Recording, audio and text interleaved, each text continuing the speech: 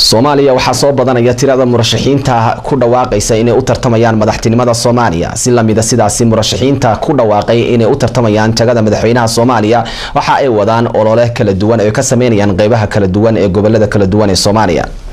warbixintan waxaa magaalada Dhahar nooga soo diray wariyahayaga Axmed Deeq Maxamuud aw Xuseen waxaana uu warbixintan ku eegayaa musharax madaxweyne Maxamed Cabdirasaaq oo si weyn loogu soo dhaweeyay magaalada Dhahar. magaalada Dhahar waxaa si weyn loogu soo dhaweeyay musharaxa xilka madaxweynenimo ee dowladda federaalka Soomaaliya 2016 musharax Maxamed Cabdirasaaq waxaa soo dhaweyntiisa ka qayb qaatay dadweynaha aad u fara badan oo isugu jira cuqaal waxgarad isboortiga ka dhisan degmada Dhahar. shacabkaaga dadkaaga waxaan ka sugayna waxaan kugu ducaynaa in Ilaahay kula ka qabto intaas shacabka dhalinyaro ay ka badan ku sugaysana ilaa saakada halka ku taagnaayeen waan ku soo dhaweynaa ku soo dhaw magaalada gobolka Hiilaan Casabti Dhahar adiga saraakiisha iyo dad shacab kala soo Soomaaliya ee federaalka waan soo dhaweynaa waxaan si fiican soo dhaweyno oo noo yimaado ama aan soo dhaweyno musharax madaxweyne ama maamul goboleed ha ahaato ama federaal ha noqoto waa markii ugu horeysay Soomaaliya aad iyo aad baan soo dhaweynay. Bismillaahi Rahmaani Rahiim shirku waa salaamayahay ugu horeyn waxaan salaamayaa musharaxa madaxweynaha Soomaaliya oo u sharaxan xilka madaxtinimada Soomaaliya anigoo ku hadlaya codka haweenka gobolka Hiilaan waxaan salaam baaxad la taaga sidnaa dhammaan haweenka gobolka Hiilaan jooga salaam sharaf iyo kaliya laaba salaanka bacdi gobolka Hiidiya dhaqan u leeyahay booqashada oo dadka bariidi si fiican loo soo dhaweeyo ma arag wali nin musharax oo madaxweyne ah oo dalka yaga yimaada ku rajaynaynaa insha Allah bismillaahi kariim hindisahaaga iyo himiladaada waan taageersanahay sid farxad iyo niyad ayaan ku soo dhaweynaynaa waxaan cidana dhageysan doonta iyo cidana maqli doonta cidda TV-da ka soo dhageysan laga arki doontana ugu rajaynaynaa iyo cidana bahda wadaagtanahay oo codadka isla heli karno in musharaxa codka la siiyo naf bulay khayran kala maqal la wadan labaadi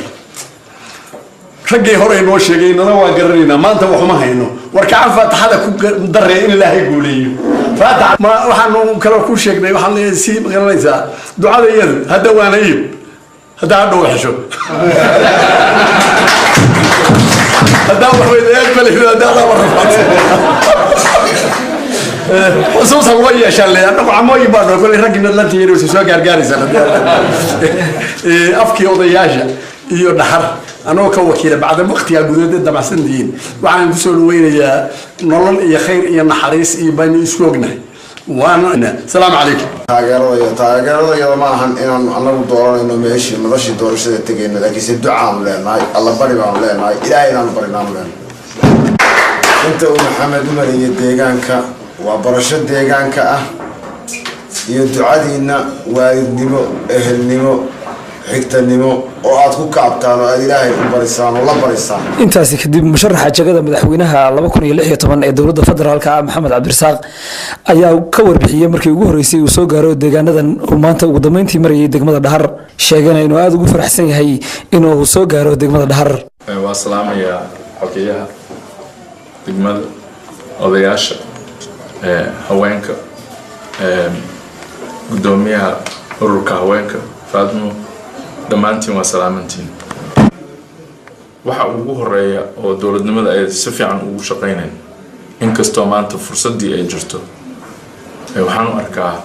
in loo baahan yahay dowlad daacad ah caadil ah musuqmaasuq ka fog haddii taas la helo oo musuqmaasuq aan la dagaalano waxaan aaminsanahay amniga in la sugi karo howlaha aan soo sheego ka mid yihiin dastuurka iyo dowladnimada iyo waxaas oo dhan la sixi karo Soomaaliya hore ay intaba u samaysatay waxaan waa mar labaad inaan samaysan karo labadaas arrimood haddaan salka u dhigno waxa soo hara anagoo isku kalsoon oo kalsooni isku qabna annaga isku wada qabna kalsooni dhamaanteen dan markaa waxaan gaari karnaa meesha la rabo ko dhalinyarada waa mustaqbalkeena dhalinyarada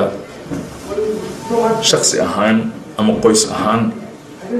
waa ognahay inay yihiin mustaqbalkeena waayo ubadku waa barbaarinaa waxbarashaan geynaa markay wanaadaan waa xoolaynaa shaqaan la raadinaa waa u guurinaa intaasoo dhan waa la qabanaa sababtaan u samaynayna waxay tahay si markaa ayagu ay u noqdaan dadkii mustaqbalka xilka qaadaya markaa annaga howlgab noqono laakiin markay noqoto bulsho ahaan ama ay noqoto dan guud waxaad moodaa in bulshada ama heer dowladeed aanan ku sameynin maalgelin ku filan sidii dadka dhallinyarada ah ay u heli lahaayeen fursadaha noocaas siyaasadda markaan leeyahay waxay kasoo bilaabataa dib u heshiisiin waxaa jirta dastuurkii in la sameeyo waxaa jirta in ururadii siyaasadda axsaabta siyaasadda la sameeyo oo sidaas doorashadiina lagu gaaro siyaasaddeennii ay isbadasho tan saddexaad ugu dambeysa waxaa way kobcinta dhaqaalaha oo ka hadlay mar hore tan dhallinyarada laakiin waddankeennu waa inuu noqdaa mid soo jiidan kara maalgelin tan soomaalida dibadaha joogta iyo tan xataa shisheeya oo aan magan gelinaa wixii maalgelin ah oo waddankeena la gashto si aan annaga shaqooyin uga helno waa markii ugu horeysay ee musharax ka socda dowladda federaalk Soomaaliya uu soo gaaro degmada Dhahar isagoo dhex marayay dadweynaha ku dhaqan deegaanadaasi. Axmed Maxamuud, Somali Channel, magaalada Dhahar.